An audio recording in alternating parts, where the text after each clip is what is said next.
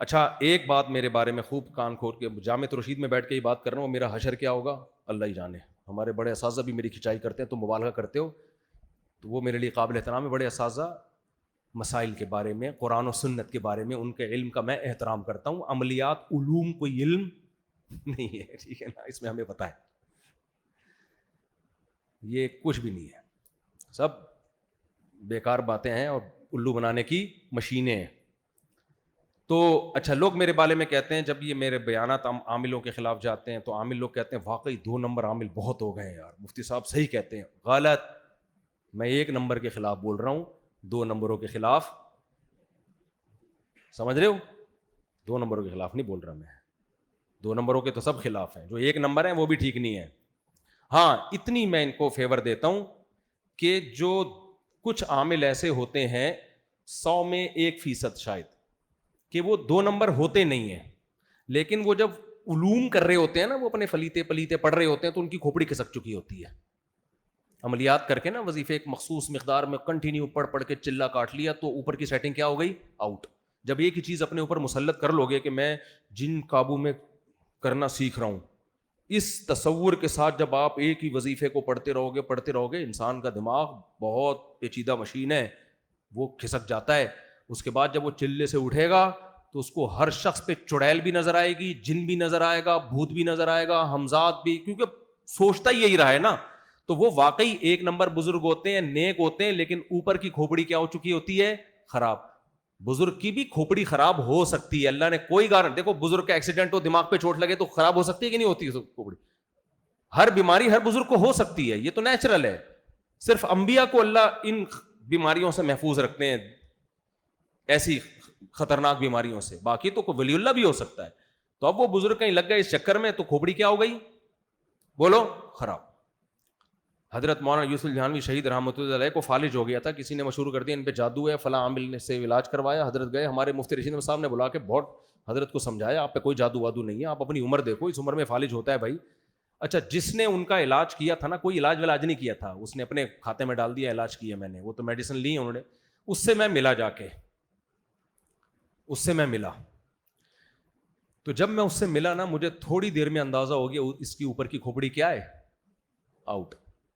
اس کی تو اپنی سیٹنگ آؤٹ ہے, یہ دوسروں کی سیٹنگ کیسے ٹھیک. تو مجھے اس پہ ایک لطیفہ یاد آیا. ایک آدمی کی آنکھوں میں اعورار تھا, بھینگا پن, اس کو 1 کے 2 نظر آتے تھے. کسی خاتون کو شرارت سوجی, اس نے اس خاتون نے اس کو کہہ دیا تمہاری آنکھیں تو فلاں فلم کے ہیرو کی طرح ہیں, بڑی خوبصورت آنکھیں, فلاں فلم کے ہیرو سے ملتی ہیں. اب یہ خوش فہمی میں مبتلا ہو گیا. اس نے کیا کیا, اپنے ایک دوست کو بولا میری آنکھوں میں آنکھیں ڈال کے دیکھ کہ یہ فلاں ہیرو سے ملتی ہیں کہ نہیں ملتی. اس نے کافی دیر دیکھ کے کہا کہ یہ تو آپس میں نہیں ملتی بھائی. یہ تو آپس میں نہیں ملتی. تو جس کی کھوپڑی میرے بھائی میچ ہی نہ کرتی ہو ایک نارمل کھوپڑی سے, وہ دوسروں کی کھوپڑیاں کیسے ٹھیک کرے گا, وہ کہاں لوگوں کا علاج کرے گا. اس لیے جب میں یاد پڑھتا ہوں نا کہ اے نبی آپ ان سے کہہ دیجئے یہ سارے بت میرے خلاف عمل کریں اور مجھے مہلت بھی نہ دیں, تو یہی دعویٰ میں دوبارہ سے دہرا رہا ہوں, سارے عامل فلیتے پلیتے لے کے رات کو بیٹھ جائیں, جن چڑیل بھوت ہمزات موکل جو بھی تمہارے پاس ہیں سب میرے پاس بھیجو. اچھا ایک عجیب بات آپ کو بتاؤں, یہ لوگ میرے چیلنج کے بعد بھی کرتے ورتے کچھ نہیں ہے. کیوں؟ ان کو پتا ہے ویسے ہی کچھ نہیں ہونا. کچھ ویسے ہی نہیں ہوتا. تو پھر سوال پیدا ہوتا ہے پھر یہ آپ کو کیسے کر لیتے ہیں, یعنی آپ کو متاثر کیسے کر لیتے ہیں. تو خوب سمجھ لیں یہ عملیات وغیرہ, اس میں شیاطین اپنی مرضی سے, ان کے مشورے سے نہیں, شیاطین اپنی مرضی سے ان لوگوں کو تنگ کرتے ہیں جو ایسے لوگوں پر یقین کرتے ہیں. تو یہ نہیں کرتے, پھر شیاطین کو خود سے کرنے کا موقع مل جاتا ہے تاکہ لوگوں کا ایمان خراب ہو. تو جب آپ میں کانفیڈنس ہوگا, آپ ان سے نہیں ڈریں گے, تو جنات پھر ٹائم ویسٹ نہیں کرتے اپنا. اس پہ بہت سارے واقعات ہیں, موقع ملا تو کبھی سناؤں گا, ابھی میں جلدی سے بیان کو سمیٹتا ہوں. تو میں یہ عرض کر رہا تھا, دیکھو بھائی یہ جو ہے اللہ تعالیٰ نے, ہاں ہندو کے پاس سے جو پرچہ نکلا اس میں خدائی تعلیمات میں بھگوان جو 20 قسم کے, یہ اس کا بھگوان, یہ اس کا بھگوان, پھر تھائی لینڈ کے الگ بھگوان, برما کے الگ بھگوان, پھر 50 والے الگ, 100 والے الگ, 200 والے الگ, 5 پہ 1 فری والے الگ بہت ساری قسم اٹھ. تو یہ خدائی تعلیمات نہیں ہو سکتی کہ خدا ہمیں اپنے آپ سے ہٹا کے کس کے سامنے جھکا رہا ہو؟ پتھروں کے سامنے. یہ ایسا ہی ہے جیسے وہی میں نے بتایا نا, جیب سے پرچہ نکلا تو تعلیمات کیا تھیں, آپ مان لو گے ان تعلیمات کو؟ تو عیسائیت کے پاس سے کچھ نہیں نکلا, یہودیت کے پاس سے کچھ نہیں نکلا. ایک شخص تھا جس کے پاس پرچہ نکلا, اس میں تھا کہ خدا سے ریلیشن کیسے بنایا جا سکتا ہے. بلکہ وہ سید الانبیاء محمد صلی اللہ علیہ وسلم تھے, ان کے پاس الحم سے لے کے والناس تک قرآن نکلا, ان کے پاس 5 نمازیں نکلیں, ان کے پاس طہارت کے احکام نکلے کہ نماز سے پہلے ایسے طہارت, غسل کا طریقہ کیا ہے, وضو کا طریقہ کیا ہے, دانت صاف رکھنے کیسے ہیں, اور ایک ایک چیز اپنی باڈی کو مینٹین کرنے سے متعلق, کھانے پینے کی ہدایات سے متعلق. پھر رمضان کے روزے نکلے, حج نکلا, حج کا ایک ایک لمحہ کیسے حج کیا جائے گا, رمی کیسے کی جائے گی, سعی کیسے کی جائے گی, حج کرنا کتنی دفعہ ہے زندگی میں, کس پہ فرض ہوتا ہے, کس پہ فرض نہیں ہوتا. پھر زکوٰۃ, کتنی زکوٰۃ کس پہ فرض ہے, کس پہ فرض نہیں ہے, کس کو دی جائے گی, کیسے دی جائے گی. پھر اللہ کے حقوق کی ایک طویل فہرست جو فقہ کی کتابوں میں اتنی بھری ہوئی ہے. پھر اس کے بعد مخلوق کے حقوق شروع ہوتے ہیں, ماں کے حقوق الگ بیان کیے, بیوی کے حقوق الگ بیان کیے, بیٹی کے حقوق الگ بیان کیے, بیٹے کے حقوق الگ بیان کیے, پڑوسیوں کے حقوق الگ بیان کیے. اتنی تفصیل. پھر مرو گے تو تمہاری جائیداد میں کس کا کتنا حصہ ہے, بیوہ کا کتنا حصہ ہے, اگر اولاد ہو تو کتنا حصہ ہے, اولاد نہ ہو تو کتنا حصہ ہے. وَلَكُمْ نِصْفُ مَا تَرَكَ أَزْوَاجُكُمْ إِن لَّمْ يَكُن لَّكُمْ وَلَدٌ. اگر تمہارے اولاد نہیں, إِن لَّمْ يَكُن لَّهُنَّ وَلَدٌ, تمہاری بیوی مر گئی تو اس کے اگر اولاد ہے تو تمہارا چوتھا حصہ, اس کے اولاد نہیں ہے تو تمہارا 8واں حصہ. ایک ایک چیز کو قرآن ایکسپلین کرتا چلا جا رہا ہے. پھر ریاست کے کیا حقوق ہیں, ریاست کے کیا قوانین ہیں, پھر سزائیں کیا ہیں, جرم کون سے سزائیں ایسی ہیں جو قابل تعزیر ہیں, کون سی سزائیں ایسی ہیں جن پہ حد جاری ہوگی. حد جاری ہونے کا اصول کیا, کتنے گواہ ہو تو حد جاری ہوگی, کتنے گواہ نہیں ہو تو حد جاری نہیں ہوگی. ایک ایک چیز, ڈاکوؤں کا کیا, ریاست ڈاکوؤں کے ساتھ کیا معاملہ کرے گی. بھائی گرفتاری سے پہلے اگر توبہ کر لی تو اس کی وہ سزا نہیں, حد جاری نہیں ہوگی. اگر گرفتاری کے بعد توبہ کی ہے تو حد جاری ہوگی. پورا قانون, اور 1400 سال یہ قانون دنیا میں رائج رہے ہیں. یہ تو 1920 میں جا کے خلافت ختم ہوئی, ابھی بھی جزوی طور پر دنیا میں بہت ساری جگہوں پہ نافذ ہیں. اور عملی طور پر آپ دیکھو, اسلام کے صرف ایک حکم کو آپ دیکھ لو, روزے کو. آپ کا کیا خیال ہے, روزہ آسان ہے؟ لگتا ہے آسان, اس لیے کہ سب رکھتے ہیں. لیکن ڈاکٹر اگر ایک دفعہ آپ کو کہہ دینا انٹرمیڈنٹ فاسٹنگ آپ کے لیے ضروری ہے, 12 گھنٹے آپ نہ کھائیں, کتنی دفعہ ڈاکٹر کے مشورے پہ چھوڑ دو گے کھانا؟ ڈاکٹر خود نہیں چھوڑ رہا ہوتا. کتنا ڈاکٹر کہتے ہیں نا 2 کھانوں میں گیپ رکھیں, رکھتے ہیں گیپ, بکری کی طرح جگالی کرتے رہتے ہیں, سارا دن کھاتے رہتے ہیں. ڈاکٹر جو مشورے دے رہا ہو تو خود بھی کھا رہا ہوتا ہے. 100 میں کوئی ایک ڈاکٹر ہے جو اپنی ہدایات پر خود عمل کر رہا ہو. نہیں بھائی, 12-13 گھنٹے کھانا پینا روکنا آسان کام بولو نہیں. 1400 سال پہلے ایک پیغمبر نے اعلان کیا, جو مکہ میں پیدا ہوئے, ایسی قوم جو امی تھی, کوئی یونیورسٹی میں نہیں پڑھے, کسی اسکول میں نہیں گئے ہیں. بھائی ہمارا ان سے نہ بلڈ ریلیشن, نہ قوم کا ریلیشن, اور جنریشن گیپ اتنا کہ 100 سال, 50 سال, 200 سال کا نہیں, 1400 سال کا گیپ. اس سے زیادہ کوئی جنریشن گیپ ہو سکتا ہے کسی لحاظ سے؟ کوئی میں, ہماری زبان اردو یا پنجابی یا سندھی, محمد صلی اللہ علیہ وسلم کی زبان بولو عربی. ہم 21ویں صدی کے یا 15ویں صدی کے, محمد صلی اللہ علیہ وسلم 1500 سال پہلے. ہمارا کلچر شلوار قمیض, اس دور کا کلچر لنگی یا چادر. نہ کلچر میچ کر رہا ہے, نہ زبان میچ کر رہی ہے. انہوں نے 1400 سال پہلے کہا کہ صبح صادق سے لے کے غروب آفتاب تک رمضان کے مہینے میں نہ کھانا ہے نہ پینا. کروڑوں مسلمان 1400 سال کے بعد اس حکم پر عمل کر رہے ہیں. 1400 سال کے بعد بھی, جس میں عربی بھی ہیں, ترکی بھی ہیں, انگریز بھی ہیں, جیپنیز بھی ہیں, چائنیز بھی ہیں, ازبکی بھی ہیں, تاجکی بھی ہیں, پٹھان بھی ہیں, پنجابی بھی ہیں, سندھی بھی ہیں. اتنی پاورفل موٹیویشن ایک شخص کے اندر کہاں سے آ گئی بھائی, کہ اس کی بات پہ 1400 سال کے بعد بھی عمل کیا جا رہا ہے. اور وہ ہمیں اس سے ملے گا کیا؟ डॉक्टर जो आपको फायदा बताता है फौरन मिल रहा होता है. डॉक्टर कहता है 12 घंटे की फास्टिंग करो, देखना उसी दिन तुम्हारी शुगर नॉर्मल हो जाएगी, देखना उसी दिन तुम्हारा ब्लड प्रेशर नॉर्मल, देखना तुम 4-5 दिन करोगे ऐसा लगेगा 18 साल का जवान हो गया, और लग भी रहा होता है, फिर भी नहीं कर रहे. भाई टेंशन है यार, 12 घंटे चलो एक दफा हो जाएगा, कौन फिर भी बर्गर पिज्जे फोड़ रहे होते हैं. मोहम्मद सल्लल्लाहु अलैहि वसल्लम ने क्या कहा, 1 महीने रोजा रखना, क्या मिलेगा, कोलेस्ट्रॉल डाउन हो जाएगा ना. जो आपने खुशखबरी दी, अस्सौमुली व अना अज्ज़ी भी, अल्लाह कहता है रोजा मेरे लिए, बदला कौन देगा, मैं. ना हमने अल्लाह को देखा, ना अल्लाह के बदले को देखा. यार इतनी पावरफुल मोटिव, 2-4 लोगों पर तो असर हो सकता है, करोड़ों लोग, करोड़ों, और 1400 साल से पूरी दुनिया में हलचल मच जाती है. ये सब इसकी अलामत है कि इस्लाम के टक्कर का अल्लाह ने इस्लाम के मुकाबले में कोई छोड़ा, बोलो, है ही नहीं. कि तुम्हारे पास अगर किसी दीन पे चलना है तो इस्लाम के अलावा कोई ऑप्शन ही नहीं है. वही जैसे एक बारीक बंदा और एक सेहतमंद, तो आपके पास अब ऑप्शन ही नहीं है कि आप उस बारीक पे डालो कि इसने पत्थर उठाया होगा. इतना आसान कर दिया ना केस, मुकदमा आसान कर दिया, भाई यही है, इसके अलावा तो कोई हो नहीं सकता. तो अल्लाह ने भी इतना आसान कर दिया इस्लाम को के समझने को कि हमारे पास सीधे रास्ते पे चलने के लिए इस्लाम के अलावा कोई ऑप्शन, बोलते क्यों नहीं है. अब आखिरी बात बस खत्म करता हूं. देखो अल्लाह ने ये तो बहुत आसान कर दिया, समझना कि इस्लाम बरहक मजहब है. चलने को आसान नहीं किया, चलने को आसान नहीं किया. जब पता चल गया ना बरहक है, तो चलने में कुछ मुश्किलात आएंगी.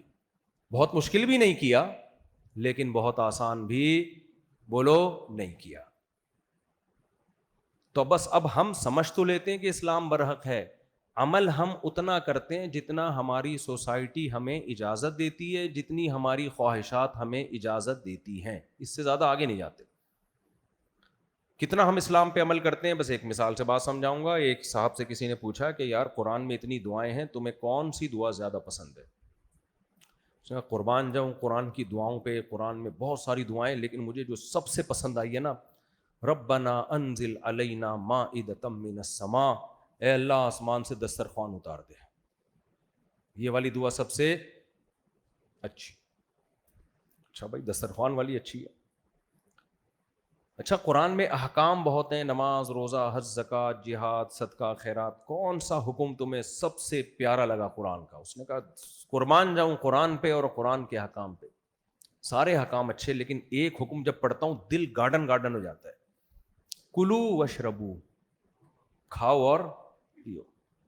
तो हमारा जो इस्लाम से रिलेशन है, पेड़े खाने वाला, जो चीज़ें इस्लाम हमारे फेवर में जा रही है ना, उसमें हम सब क्या हैं, सच्चे पक्के मुसलमान. और जो चीज़ें हमारे अगेंस्ट जा रही हैं, उस पर गफ्फार भाई अमल करेंगे और उस पर वो सत्तार भाई अमल करेंगे. उस पर मैं अमल, बोलो, नहीं करूँगा. एक मिसाल से बात समझा देता हूँ, क्या करूँ, मिसालें आ रही है. एक खातून ने अमेरिका से फ़ोन किया कि मेरे शौहर झूठा तलाकनामा बनवा रहे हैं ताकि मुझे तलाक याफ्ता शो करें, और फिर जो है वो कोई पता नहीं डॉक्यूमेंटेशन के लिए ज़रूरत पड़ गई थी उनको, क्या थी मुझे पूरा वाक़या याद नहीं. तो कहती मुझे तो डर लग रहा है झूठे तलाकनामे से सच्ची मुच्ची में तलाक तो नहीं हो जाएगी. मैंने कहा हो जाएगी, जो उन्होंने वर्डिंग बताई, मैंने कहा तो सच्ची मुच्ची में हो जाएगी. उन्होंने अपने हस्बैंड से कहा, इंग्लिश में ही कहा होगा ज़ाहिर है, कि वो मुफ्ती तारिक मसूद साहब से मैंने पूछा कराची फ़ोन करके, वो तो कह रहे हैं सच्ची मुच्ची में हो जाएगी तलाक. तो वो जवाब में कहते हैं इन मौलवियों के चक्कर में पड़ने की ज़रूरत नहीं. तुम्हें किसने बोला किसी मौलवी को फ़ोन करो, छोड़ो डिवोर्स पे, हम थोड़ी सच्ची मुच्ची में दे रहे हैं बना, और डॉक्यूमेंटेशन के लिए ज़रूरत है हमें, पता नहीं वीज़ा चाहिए क्या चाहिए, छोड़ो. तो उस खातून ने कहा वो कह रहे हैं छोड़ो, मौलवियों के चक्कर में पड़ने की ज़रूरत नहीं. मैंने कहा बिल्कुल, उनसे कहो बिल्कुल छोड़ो, फिर मौलवी को बिल्कुल आउट कर दो. सबसे पहली बात मैंने कहा इनसे बोलो कि आपको ये निकाह के तकल्लुफ की ज़रूरत ही क्या थी. शादी जब आपकी हुई है तो निकाह के तकल्लुफ की, निकाह का हुक्म कौन देता है, मजहब, और बताते कौन है, मौलवी लोग बताते हैं ना. भाई क्या जरूरत है, 100 तलाकें वैसी जबान से दे दो, पेपर में भी लिख के दे दो, जबान से भी दे दो, जैसे मर्जी दे दो, बाद में बोलो नहीं हुई तलाक. اب کسی سے بھی فتویٰ لوگے بولے ہوگی تو فتویٰ لینے کے چکر میں پڑنے کی ضرورت کیا خیال ہے بھائی؟ ہے ہی نہیں. پھر میں نے کہا جب یہ مرے گا تو جنازے میں مولوی کے تکلف کی ضرورت کیا خیال ہے؟ نہیں ہے. بلکہ پادریوں کے تکلف کی ضرورت نہیں. کیا ضرورت ہے تابوت میں ڈال کے اس کو تابوت میں یا مسلمانوں کے طریقے سے کفن لپیٹ کے کوؤں کو کھلا دو. بھائی جب مر گیا تو عقل کیا کہتی ہے؟ اب مر گیا, اب کیڑوں سے بہتر نہیں ہے کہ کسی کے کام آ جائے. قبر میں کس نے کھانا ہے بھائی؟ عقل سے اگر فیصلہ کرو تو قبر میں جا کے کیڑوں نے کھانا ہے. بہتر نہیں ہے تازہ تازہ مرا ہے کباب بنا کے انسانوں کو کھلا دو. بعض علاقے ہیں جہاں انسان کا گوشت بھی کھا جاتے ہیں لوگ. عقل سے اگر فیصلہ, یہ تو مذہب کہہ رہا ہے کہ انسانی لاش اسی طرح قابل احترام ہے جیسے وہ زندگی میں قابل احترام. یہ تو مذہب کہتا ہے, چاہے عیسائی مذہب ہو یا اسلام ہو. لہذا اس کو پروٹوکول دینا ہے. تبھی تو غیر مسلموں میں تکلف گیا. جاپان میں ہو کے آیا ہوں, وہاں جلاتے ہیں. ابے کون دفن کرے, زمین جگہ بھی گھیرے گا. وہ کیا کرتے ہیں, لاش کو اوون میں ڈالا, راکھ ہو گئی, آئی بوتل میں بھرا, تو اتنی سی جگہ پہ پورا خاندان آ جاتا ہے ان کا. ایک قبر ہوتی ہے, اس میں پردادا, بیٹا, بہو, داماد, سارا خاندان جاپانیوں کا اتنی سی جگہ پہ. ہمارے مردوں کی آپ بدماشی دیکھو, پورے قبرستان مہنگی مہنگی جگہوں پہ گھیر کے بیٹھے ہوئے کہ نہیں بیٹھے ہوئے. کیا خیال ہے؟ عقل کیا کہتی ہے؟ ٹھیک کر رہے ہیں. تو میں نے کہا آپ اپنے ہسبینڈ کو بولیں کہ جب آپ مریں گے تو یہ جنازہ اٹھانا لوگوں کو ٹینشن ہے, سیدھا سیدھا ایک اوون ہے اس میں ڈالو, چند سیکنڈ لگتے ہیں, راکھ بن کے باہر, اس کو دفنا دیں. چلو گوشت کوؤں کو کھلانا اچھا نہیں لگ رہا تو اس میں دفنا دیں. تو مولویوں کے چکر میں پڑنے کی ضرورت کیا خیال ہے؟ نہیں ہے. بہت چیزیں ہیں, ابھی میں کیا کیا لے کے جاؤں. ختنوں سے شروع ہوتی ہے بات. ختنے کس کے چکر میں پڑھ کے کرواتے ہیں بولو؟ علماء نے کہا ہے نا سنت ہے. تو مولویوں کے چکر میں پڑھنے کی ضرورت, پھر میں نے کہا ان سے بولو انگریز مولویوں کے چکر میں نہیں پڑتا, لہذا وہ شادی نہیں کرتا. آپ نے شادی کیوں کی ہے؟ پھر مولویوں کے چکر میں نہیں پڑتا تو شراب بھی پیتا ہے, تو اپنے میاں کو ایک عدد بوتل بھی لا کے پکڑا دو. پھر مولویوں کے چکر میں انگریز نہیں پڑتا تو نائٹ کلب بھی جاتا ہے, تو اپنے ہسبینڈ کو بولو کہاں جاؤ؟ Night club. اور پھر ان کی بیگمات بھی جاتی ہیں, پورا سیٹ اپ کیا ہو جائے گا؟ برباد. تو یہ کیا بات ہے یار, جہاں ڈر لگتا ہے وہی ہے. ہمارے حضرت کے پاس ایک آدمی اپنے بچے کو لے کر آیا کہ بہت شرارتی ہو گیا ہے, اس کو ذرا صحیح دیندار بنا دیں, ماں باپ کی اطاعت نہیں کرتا. حضرت نے دیندار بنا دیا, اس نے داڑھی بھی رکھ لی, نماز بھی بن گیا, انسان کا بچہ بن کے گھر گیا. اب نماز روزہ بھی, ابا سے بھی احترام. تو اس کے گھر والے آئے, ہم نے اس کو شریف بنانے کے لیے نیک بنانے کا بولا تھا, مولوی بنانے کا نہیں بولا تھا. یہ تو پکا مولوی بن گیا ہے. داڑھی بھی رکھ لی ہے, شلواریں ٹخنے سے اوپر ہو گئی ہیں اور تکبیروں لگی پاؤں, تو مولوی بن گیا. تو مذہب کا ہم اتنا استعمال کرتے ہیں جتنا ہمارے فیور میں جا رہا ہو, اور جہاں ہمیں لگا کہ نہیں تو بھائی یہ غلط ہے, یہ تو منافقت ہے, اٹ از کالڈ منافقت. تو میں جلدی اللہ کے کچھ احکام آپ کے سامنے رکھ دوں. اس اعتکاف میں آپ نے وہ پورا کرنے ہیں تاکہ مذہب ہمارے فیور میں ہو یا اگینسٹ میں جا رہا ہو بظاہر, تو ہم نے پھر بھی ان احکام پر عمل کرنا ہے. پہلا حکم, 5 وقت نماز عزم کریں کبھی زندگی میں نہیں چھوڑیں گے, چاہے دکان پہ رش ہو یا کسی بھی کام میں مشغول ہوں. صحیح ہے کہ نہیں صحیح ہے؟ ایسا نہیں ہے کہ جب فارغ بیٹھے ہوئے ہیں, کوئی کسٹمر آ ہی نہیں رہا, چلو نماز پڑھنے چلتے ہیں, اور جب لائن لگی ہوئی ہے, نہیں بھائی ابھی تو یہ بزنس کا ٹائم ہے. نہ بھائی, دکان پہ کسٹمر ہو یا نہ ہو, دونوں صورتوں میں کیا کرنا ہے؟ نماز کو ترجیح دینی ہے. دوسری بات یہ, قرآن کہتا ہے تمہارے ماں باپ تمہارے ساتھ اچھا سلوک کریں یا بد سلوکی کریں, دونوں صورتوں میں تم نے رپلائی کیا کرنا ہے؟ اچھا. نہیں آ رہی بات؟ لوگ کہتے ہیں میرے ابا کا سلوک میرے ساتھ اچھا نہیں ہے تو میں کیسے اچھا کروں. بھائی اگر ابا کا سلوک اچھا ہوتا تو پھر تو انگریز بھی اچھا سلوک کر رہا ہوتا ہے. دوست میں اور ابا میں یہی تو فرق ہے, دوست اچھا سلوک کرے تو ٹھیک ہے, نہیں کرے تو چل نکل یہاں سے, تو ہمارا باپ ہے کیا؟ لوگ کہتے ہیں نا. باپ کا مطلب کیا ہے بھائی؟ اس کے احسانات اس کی خامیوں سے زیادہ, ماں کے احسانات اس کی خامیوں سے بولو نا زیادہ. تو آپ کا دل چاہے نہ چاہے ابا اماں سے دستبردار نہیں ہو سکتے آپ. انگریز تو ہو گیا, انگریز کہتا ہے اولڈ ہاؤس میں لے کے جاؤ, ہم نہیں ہو سکتے بھائی. کیوں؟ کس کی تعلیمات ہیں؟ بولو, اللہ کی تعلیمات. اسی طرح میرے بھائی، اللہ نے ہمیں نظر کی حفاظت کا حکم دیا. اللہ نے ہمارے لیے صرف ہماری زوجہ کو پیدا کیا، بیگم کو. کسی اور کی طرف جانے کی آپ کو اجازت نہیں ہے. تو جتنے نوجوان یہاں بیٹھے ہیں، جتنے نمبر غیر محرم لڑکیوں کے ستار بھائی کے نام سے سیو کیے ہوئے ہیں، تھی وہ وحیدہ لیکن آپ نے وحید کے نام سے سیو کیا، تھی وہ محمودہ آپ نے سیو کیا محمود بھائی کے نام سے، تو سب نمبر کیا کر دو، اڑا دو آج. ہاں اگر کسی سے شادی کی امید ہے تو ایک پیغام بھیج دو، بھائی میں رشتہ لے کے گھر آ رہا ہوں، ہاں یا نہ میں جواب چاہیے. ہاں میں جواب تو گھر چلے جانا رشتہ لے کے، نہ میں جواب بلاک، ختم. یہ کس کا حکم ہے؟